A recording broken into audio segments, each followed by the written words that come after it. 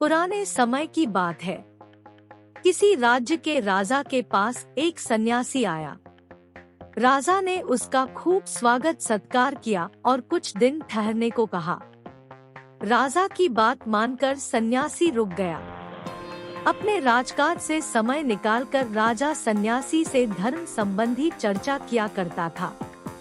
उसने अपनी जिज्ञासा को उस सन्यासी के समक्ष रखे। सन्यासी ने सबका यथोचित उत्तर दिया। कुछ दिन के बाद जब वह जाने लगा तो राजा बोला, महाराज, जाते जाते आप कोई ऐसा संदेश देते जाइए जो मेरे लिए काफी उपयोगी साबित हो।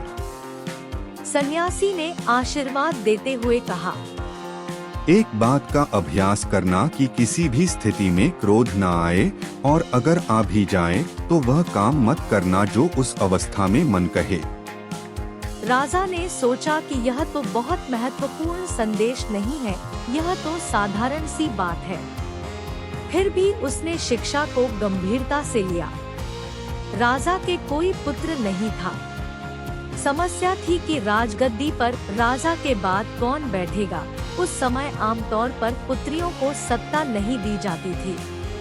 फिर भी चलन के विरुद्ध जाकर राजा ने अपनी बेटी को राजगद्दी सौंपने का निश्चय किया।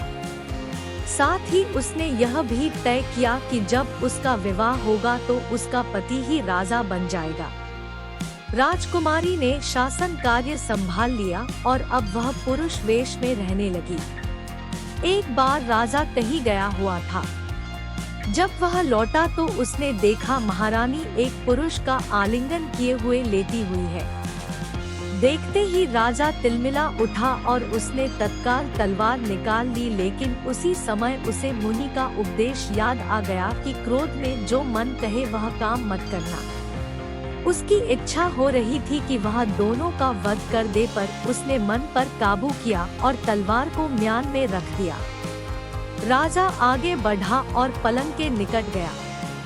देखा कि पुरुष वेशधारी कोई और नहीं बल्कि उसकी अपनी ही पुत्री थी, जो कि अपनी माँ के साथ सो रही थी। राजा ग्लानि से भर उठा, पर उसे इस बात का संतोष भी हुआ कि उसने क्रोध पर विजय पाने में सफलता पाई और आज एक बहुत बड़े नुकसान से वह बच गया।